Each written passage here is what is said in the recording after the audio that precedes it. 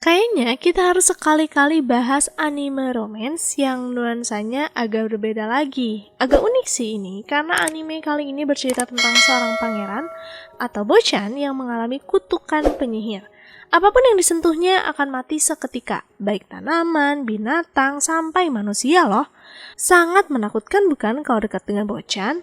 Itulah alasan utama Bochan dibuang ke villa oleh keluarganya sendiri. Dia terisolasi di sana. Tapi Bochan tentu saja tidak sendirian. Ada dua pelayan yang setia menemaninya, yaitu Rob dan Alice Landerot.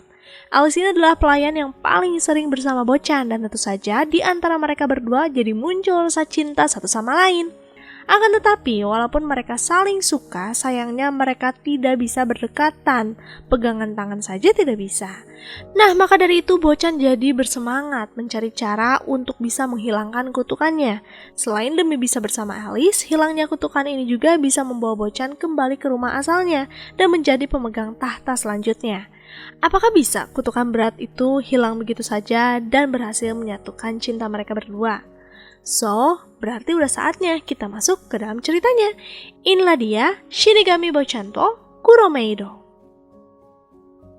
Di malam yang sunyi, Bochan bermain piano sambil membayangkan kehidupannya yang sangat menyedihkan.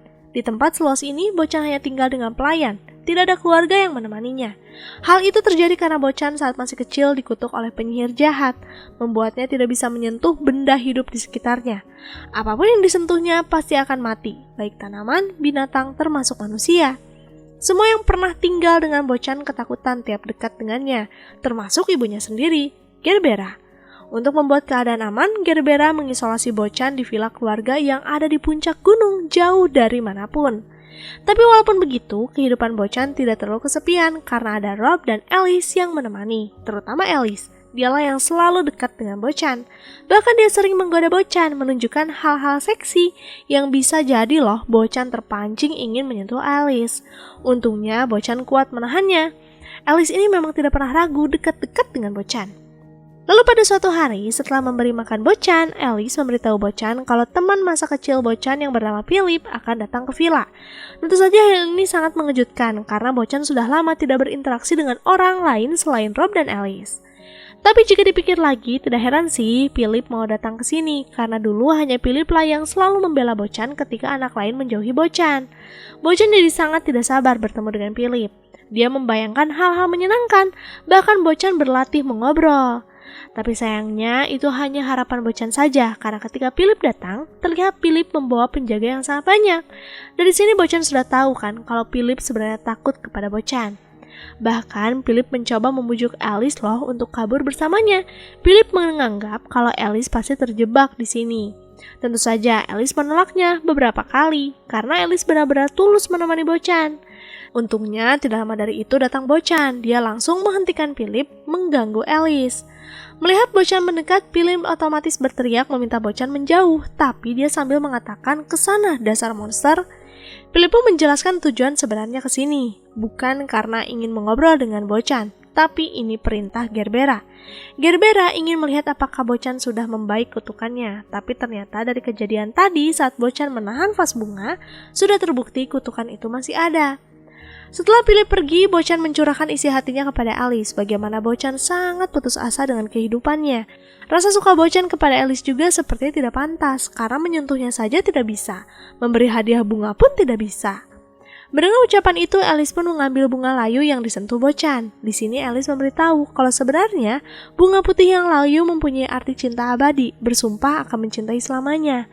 Alice akan menemani Bochan kok dan membantu mencari cara menghilangkan kutukan. Bochan tidak usah khawatir. Tentu saja mendengar ucapan itu, Bochan jadi semakin bersemangat untuk bisa menghilangkan kutukan demi bisa bersama Alice, bahkan dia ingin sampai menikah. Hari ini Rob, pelayan Bochan yang lainnya, baru terlihat. Akhir-akhir ini Rob libur karena pinggangnya yang sakit. Rob adalah sosok pengganti ayah bagi Bochan karena dulu hanya Rob lah yang menemani Bochan. Akhir-akhir ini sih Bochan jadi khawatir kepada Rob karena penglihatan Rob menurun. Dia bahkan hampir menyentuh Bochan, mengira Bochan adalah Alice. Lalu pada suatu hari, Villa tiba-tiba kedatangan tamu terhormat, yaitu Viola, adik Bocan. Tentu saja kedatangan Viola cukup mengejutkan bagi Bocan. Viola memberitahu Bocan kalau ini adalah keinginan Viola saja main ke sini, tidak ada niat apapun. Bahkan ibunya saja tidak tahu loh Viola ke sini. Kalau tahu, Viola akan dimarahi habis-habisan. Setelah makan dan bermain di sana, Viola pun akhirnya pamit pulang. Tapi sebelum pulang, Viola sempat mengucapkan kata yang sangat menyentuh Bocan, yaitu meminta Bocan segera menghilangkan kutukannya agar segera pulang. Setelah mengucapkan hal itu, Viola berbalik dan tidak sengaja menabrak Rob. Bukannya marah, tapi di sini Viola malah salting. Di sini terungkap kalau Viola menyukai Rob loh, dan inilah alasan utama Viola main ke villa. Wah, suka aki-aki nih si Viola. Hari ini, Bocan, Alice, dan Rob sedang bermain biliar. Alice meminta pertandingan ini ada taruhannya. Siapapun yang menang harus dituruti permintaannya. Tentu saja Bocan jadi gugup nih. Apa sih permintaan Alice jika menang? Pasti yang aneh-aneh kan? Maka dari itu Bocan berusaha untuk menang. Tapi selama bermain konsentrasinya buyar karena Alice terus menggodanya. Dan alhasil pemenangnya malah Alice. Alice pun mulai menyampaikan keinginannya, yaitu ingin pergi ke kota bersama Bocan.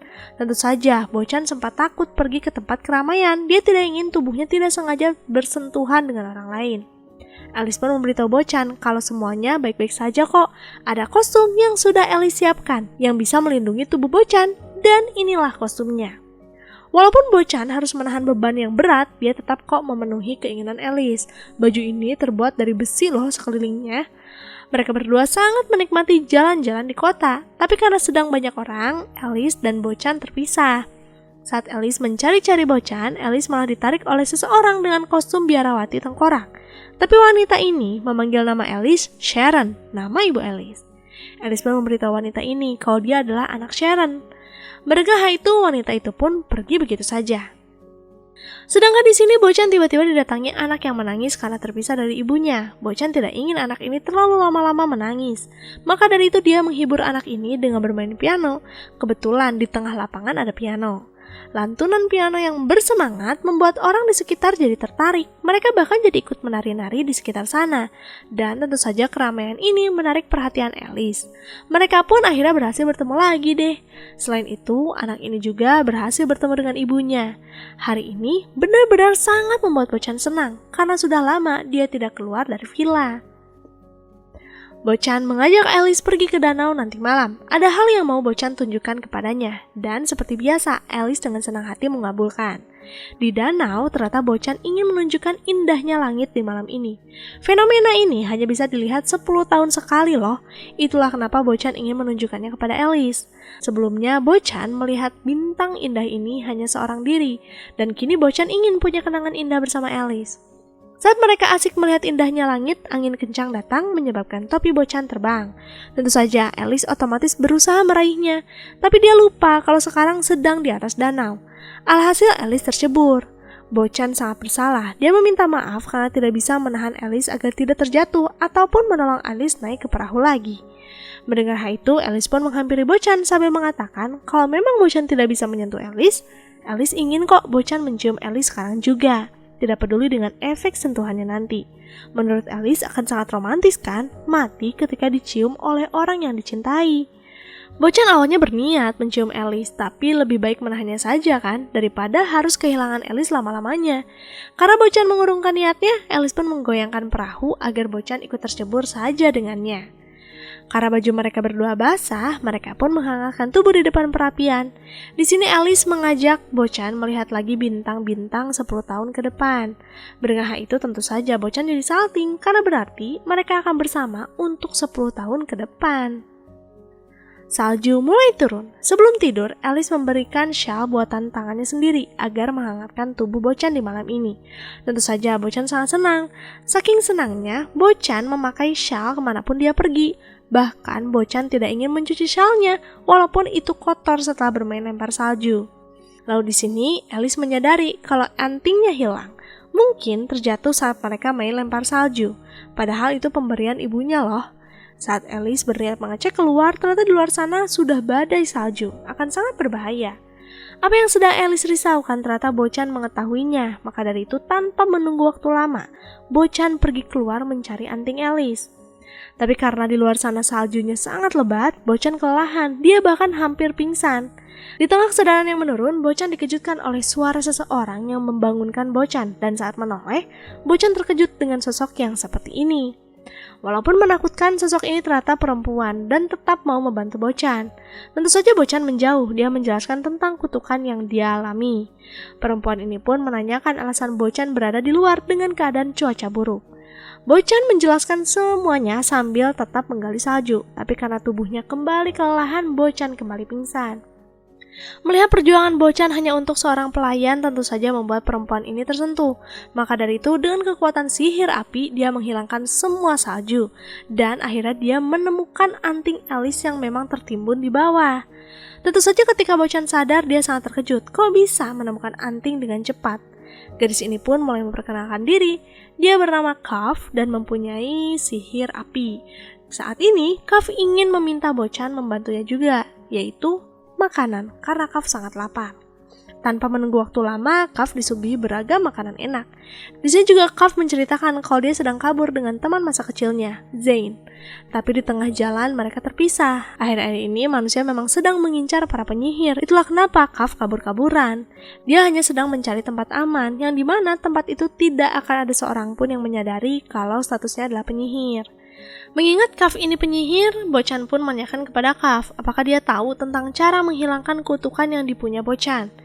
Di sini Kaf langsung memberitahu kalau dia tidak tahu tentang hal itu, apalagi itu kejadiannya sudah lama.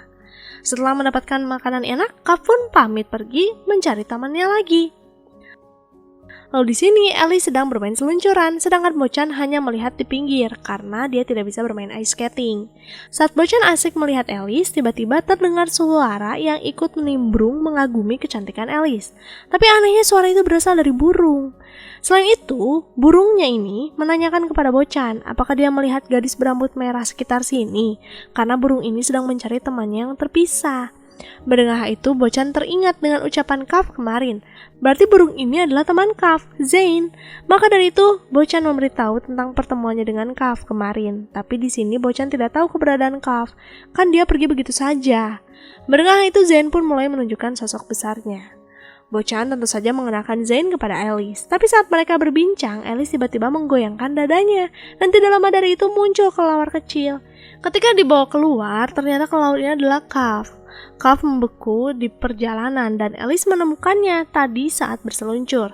Menurut Alice, di dada kan hangat, pasti cepat mencair, dan ternyata memang iya. Kaf dan Zane pun berpamitan. Di sini Zane tahu tentang cerita kutukan Bocan, maka dari itu Zane akan mengajak Bocan masuk ke dunia penyihir, yaitu Sabat. Di Sabat ada seseorang yang mungkin tahu cara menghilangkannya. Ini semua adalah bentuk terima kasih Zane karena sudah menyelamatkan Kaf. Alice pun meminta izin untuk ikut karena dia penasaran juga dengan sosok biarawati yang menyapanya. Alice curiga pasti wanita itu penyihir. Tentu saja Bocan menerima pertolongan itu. Maka dari itu, untuk mempersiapkan keselamatannya, Bocan membawa perlengkapan yang banyak. Tapi di sini Zane dan Kaf yang melihat hal itu langsung membakarnya karena malahan akan membuat Bocan dicurigai. Bocan dan Alice hanya tinggal memakai jubah penyihir. Jubah ini akan menghilangkan bau manusia mereka. Setelah semua siap, Zane mulai membuka portal menuju dunia penyihir. Terlihat di sana banyak jenis penyihir, dari yang sosoknya normal seperti manusia sampai yang berbentuk monster mengerikan juga ada. Seseorang yang dicari Alice pun muncul dan dia ternyata pemimpin kelompok ini, dan dia bernama Dalet. Secara keseluruhan, pertemuan ini hanya membahas perkembangan para penyihir. Ya, kalau di kita sih kayak kumpulan para RT RW, tidak ada serem-seremnya selama rapat di sini. Bahkan mereka membahas tentang pertumbuhan bunga. Kehadiran Bocan dan Alice tidak menjadi masalah juga, karena Kaf mengaku kalau mereka berdua adalah anak dari Kaf dan Zane. Para penyihir lain tidak masalah akan hal itu, mereka malah dengan santainya bermain bola selesai rapat. Berbeda dengan Dalet langsung menyadari keberadaan Alice karena kan mereka pernah bertemu. Tanpa basa-basi, Alice menanyakan kepada Dalet kenapa mengenal ibunya. Dalet pun menjelaskan kalau mereka hanya pernah saling kenal. Di tengah obrolan, Bocan menghampiri Alice dan di sini Dalet langsung menyapa Bocan karena Dalet sudah sering melihat Bocan di villa. Aura kutukannya sangat terasa. Mengetahui Dalet adalah pemimpin di sini, Bocan menanyakan kepada Dalet apakah dia tahu tentang cara menghilangkan kutukan. Dalet meminta maaf karena dia tidak bisa dan tidak tahu caranya. Selain itu si penyihirnya juga sudah mati loh. Tapi walaupun penyihirnya sudah mati, bukan berarti kutukannya akan hilang. Daylight pun meminta Bochan menyerah saja, dan setelah mengatakan itu, Daylight membakar jubah Bochan. Tentu saja hilangnya jubah ini membuat semua penyihir yang ada di sana jadi sadar adanya manusia. Kaf dan Zain pun segera mengajak Bochan dan Alice untuk segera pergi dari tempat ini.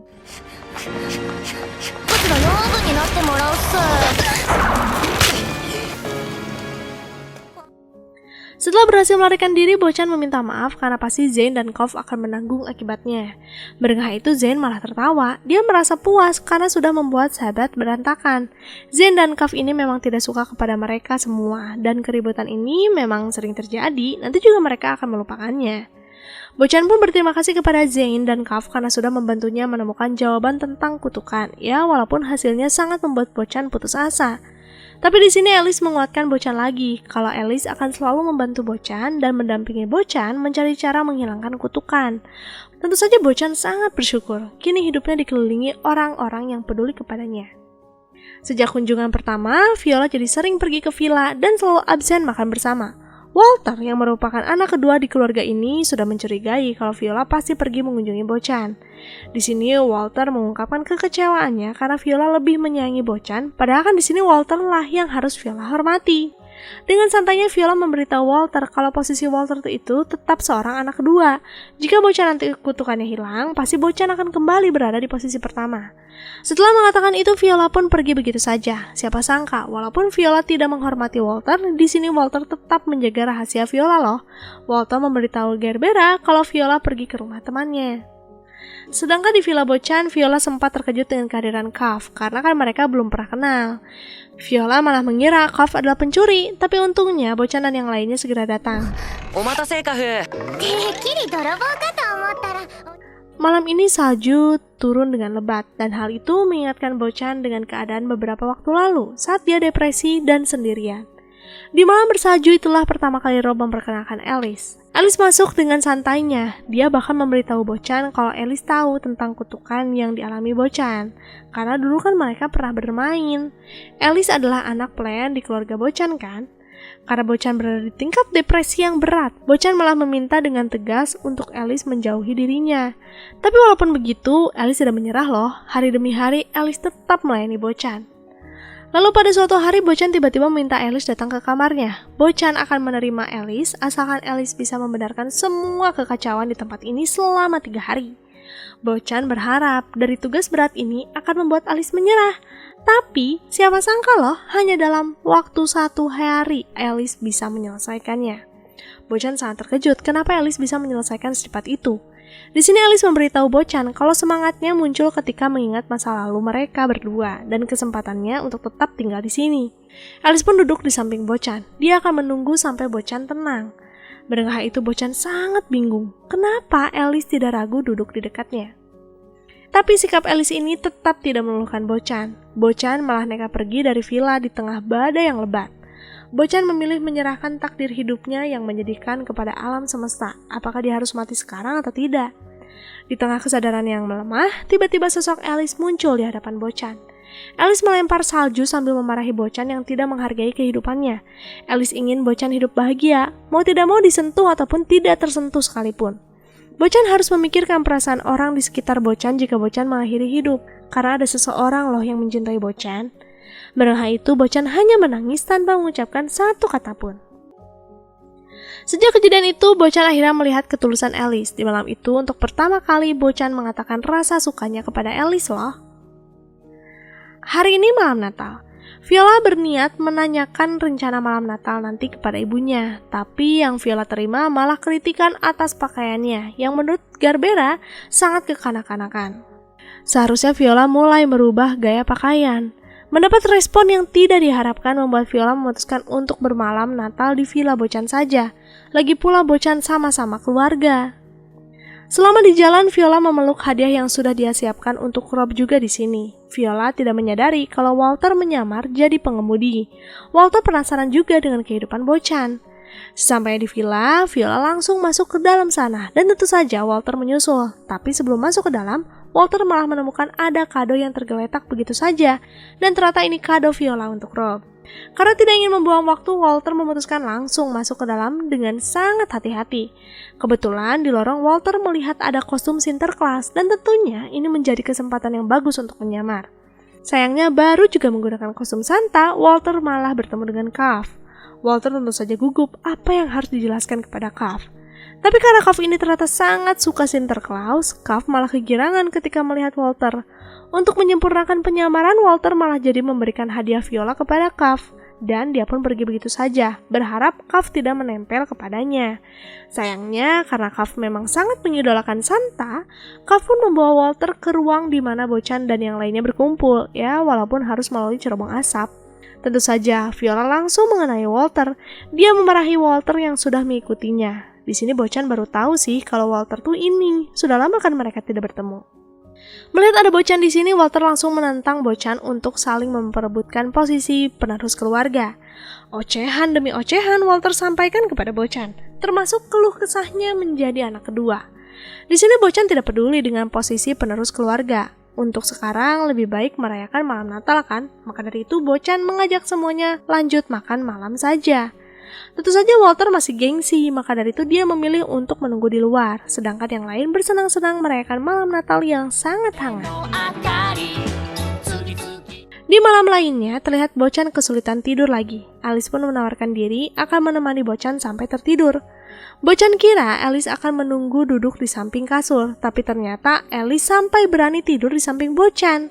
Tentu saja Bocan jadi gugup, dia malah jadi kesulitan tidur. Ditambah lagi, Alice selalu menggoda Bocan agar mau menyentuhnya. Tapi di waktu yang bersamaan, Bocan jadi teringat rasa sepi yang melanda. Sudah lama tidak ada sosok yang menemani malam seperti ini. Maka dari itu Bocan sangat bersyukur ada Alice di sini. Jika suatu hari nanti kutukan sudah hilang, Bocan akan izin kepada ibunya untuk menikah dengan Alice, walaupun Alice berasal dari pelayan. Dari obrolan di malam itu, siapa sangka ternyata bisa menyadarkan Alice tentang posisinya. Cinta mereka akan sulit disatukan, karena mau bagaimanapun juga kasta mereka berbeda, dan nanti ketika kutukannya hilang, Bocan akan kembali ke keluarga. Berkegiatan selayaknya penerus keluarga. Kegelisahan perasaan ini Alice sampaikan kepada Rob, dan tentunya kegundahan Alice menjadi beban pikiran Rob juga, karena mau bagaimanapun juga Rob lah yang sudah membawa Alice ke tempat ini. Semuanya Rob lakukan untuk bisa menghibur Bocan, karena semakin dewasa hubungan Rob dan Bocan semakin bergesekan. Padahal dulu sangat dekat, mungkin karena depresinya yang semakin membesar. Pada saat itu, Rob langsung teringat Alice. Kebetulan semenjak Sharon meninggal, Alice tinggal dan dirawat oleh bibinya yang tidak baik. Rob tidak menyangka Bocan dan Alice bisa saling mengobati luka di masa lalu. Mungkin inilah yang disebut takdir. Rob sangat berharap akan ada akhir bahagia di antara Bocan dan Alice, karena bahagianya mereka adalah bahagia Rob juga. Hari ini Viola tiba-tiba penasaran ingin membongkar gudang di rumah utama. Viola berharap ada petunjuk yang bisa membantu menghilangkan kutukan. Kali ini Walter bahkan membantunya juga loh. Dari sekian banyak barang yang ada di sini, ada sebuah buku yang menarik perhatian Viola, yaitu buku agenda pelayan. Di sini tertulis berbagai macam kejadian dan kegiatan yang sudah dijalankan para pelayan. Maka dari itu Viola bersiap pergi ke villa, tapi baru juga keluar gudang, Alice malah bertemu dengan Gerbera. Melihat baju anaknya kotor, tentu saja Gerbera meminta Viola menggantinya. Bahkan Gerbera ingin tampilan yang lebih dewasa. Di sini Viola menurutinya, tapi tetap saja Viola menyampaikan rasa tidak nyamannya menggunakan rok. Tentu saja Gerbera membentak Viola karena ingin bersikap seenaknya. Viola akan dijodohkan dengan bangsawan suatu hari nanti, jadi mulai dari sekarang harus bersikap baik. Mendengar itu Viola sangat kesal, dia merasa semua kehidupannya terlalu diatur. Maka dari itu Viola pun memutuskan untuk pergi dari tempat ini. Sesampainya di villa, Viola menceritakan kejadian di rumah utama. Bahkan mulai hari ini Viola akan tinggal di sini. Tapi Viola ingin sekamar dengan Alice. Tentu saja Alice tidak keberatan. Maka dari itu Alice mengajak Viola ke kamar. Tapi sesampainya mereka di kamar Alice, di dalam ternyata sudah ada Cuff. Mau tidak mau deh mereka jadi harus sekamar bertiga. Kedatangan Cuff memang benar-benar tidak terencana. Di sini mereka bertiga menjadikan malam ini sebagai malam pesta piyama. Mereka saling bertukar cerita sampai pada akhirnya Viola teringat tentang buku yang dia temukan. Viola ingin Alice saja yang memegangnya karena pasti Alice bisa memahami cerita di dalam. Toh Alice kan pernah hidup bersama para pelayan. Apa yang sedang mereka lakukan di malam ini ternyata diam-diam sedang diawasi oleh Dalet melalui mata makhluk hidup yang ada di sana. Maka dari itu di keesokan harinya Dalet memerintahkan Zain menyampaikan pesan kepada Alice, yaitu Dalet ingin berteman. Tentu saja Alice bingung kenapa tiba-tiba Dalet ingin berteman dengan Alice. Kalian bingung juga kan apa sebenarnya yang terjadi? Ternyata tujuan Zane kesini bukan untuk menyampaikan pesan sederhana itu, melainkan untuk mencuri buku agenda para pelayan. Dalet ingin menghilangkan buku itu. Zane di sini tidak bisa menolak karena Dalet mengancam keselamatan Kav. Saat Zane berencana membakar buku, di belakang sana muncul Bochan. Ternyata Bochan sedang mencari Zane, berniat meminta bantuan mencarikan buku Alice yang hilang. Karena di bawah sana Alice sudah sadar hilangnya buku ini. Tentu saja, Zane menjelaskan kalau keadaannya yang sekarang sedang terhimpit. Zane pun menjelaskan semua kepada Bochan. Mendengar itu, Bochan tidak marah. Dia malah meminta Zane membakarnya saja. Bochan tidak ingin orang di sekitarnya mengalami kesialan karena ingin menghilangkan kutukan Bochan. Zane sangat tersentuh betapa Bochan sangat peduli kepada Kav. Maka dari itu Zane pun memberitahu Bochan kalau sekarang dia tidak akan membakar buku, hanya akan pura-pura membakar. Api ini akan menghilangkan semuanya, tapi jika salah satu kepingan disimpan, maka kepingan itu akan mengembalikan ke bentuk semula. Zane ingin mengelabui Dalet yang sedang mengawasi dari belakang melalui mata makhluk lain. Tapi sayangnya trik Zane terbaca Dalet. Untuk kali ini untungnya Dalet akan membiarkannya dan menganggap Zane berhasil mengelabui. Bagi Dalet mungkin inilah hukum karma, dan setelah mengucapkan kata itu, Dalet membuka sebuah peti yang ternyata berisikan Sharon. Hari ini Bochan menerima pesan dari Gerbera yang tiba-tiba saja meminta Bochan datang ke rumah utama. Tentu saja Bochan sangat gugup karena kutukannya belum hilang juga. Di sini Alice pun menawarkan diri untuk menemani Bochan di sana, dan tentu saja Bochan mengizinkan hal itu. Singkat cerita, sampailah Bochan di rumah utama, dan di sini mereka disambut oleh Viola dan Walter. Alice pun memutuskan untuk menyapa pelayan yang lain dulu selama Bochan mendatangi ibunya. Setelah sekian lama Bochan tidak berjumpa Gerbera, terlihat Gerbera tidak menyambut hangat kedatangan anaknya ini. Malahan Gerbera meminta Bochan istirahat saja, karena obrolan yang harus dibahas akan dibahas besok. Sangat singkat untuk pertemuan pertama ibu dan anak, bukan? Berbeda dengan Alice, di ruang pelayan Alice sangat disambut dengan hangat. Semua orang memuji kecantikan Alice yang sangat mirip dengan Sharon. Setelah menyapa pelayan, Alice diantar ke ruang istirahat dan di tengah jalan Alice tidak sengaja bertemu dengan Gerbera. Tapi di sini Gerbera sempat terkejut melihat Alice karena dia mengira Alice adalah Sharon. Pelayan pun memberitahu Alice kalau Gerbera dan Sharon dulunya sangat dekat. Semenjak kematian Sharon, Gerbera jadi dingin seperti ini. Banyak hal-hal berubah dari kejadian di masa lalu. Di keesokan harinya, Viola mengantarkan Bochan ke tempat di mana pertama kali dia dikutuk, dan inilah tempatnya. Melihat tempat ini berhasil mengembalikan ingatan buruk walaupun masih samar-samar. Bochan mengalami kutukan saat bermain, dia hanya dipeluk dari belakang dan dibisikkan kata-kata. Saatnya makan malam dan terlihat perlakuan Gerbera kepada Bochan masih sama. Bochan harus duduk di ujung meja yang sangat jauh dari yang lainnya. Di tengah makan malam, Gerbera menjelaskan kalau keadaan ayah mereka semakin menurunkan, sudah saatnya menentukan penerus keluarga. Seharusnya kan Bochan sebagai anak pertama, tapi karena Bochan ada kutukan, keputusan ini tertunda. Gerbera masih akan memberikan kesempatan Bochan mendapatkan posisi itu, asalkan sampai musim semi selesai. Kutukan itu harus sudah hilang. Mendengar itu, Bochan menerimanya dengan percaya diri, karena Bochan sangat ingin berkumpul dengan keluarganya lagi. Setelah Gerbera mengatakan itu semua, kini giliran Bochan membahas perasaannya kepada Alice. Semua pengorbanan dan ketulusan Alice Bochan sampaikan dengan detail. Bahkan di sini Bochan mengungkapkan rencana menikahi Alice. Tentu saja Gerbera menolak hal itu. Sebagai penerus tahta, Bochan harus mendapat pasangan terbaik ketika nanti kutukannya hilang. Tidak pantas seorang pelayan rendahan menikah dengan bangsawan seperti mereka. Tentu saja Bochan pun meluapkan amarahnya atas semua ucapan pedas itu. Bochan sudah lelah dikekang kehidupannya oleh Gerbera, padahal Alice lah yang membahagiakan Bochan selama ini kan? Bukan Gerbera. Alice yang menemani Bochan lah di saat suka dan duka. Hanya Alice yang memperlakukan Bochan selayaknya manusia biasa. Baik Bochan, Walter, dan Viola bukanlah barang yang seenaknya diatur oleh Gerbera. Seharusnya Gerbera menghargai semua keputusan anak-anaknya selama itu baik.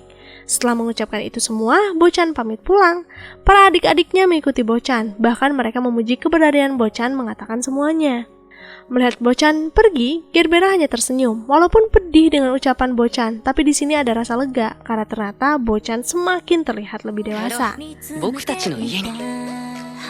Sepulangnya di sana, Bochan menceritakan apa yang sudah terjadi. Di sini Bochan meminta Alice untuk selalu bersamanya. Jangan memikirkan kasta sosial di antara mereka, karena Bochan berjanji akan selalu mencintai Alice apapun yang terjadi.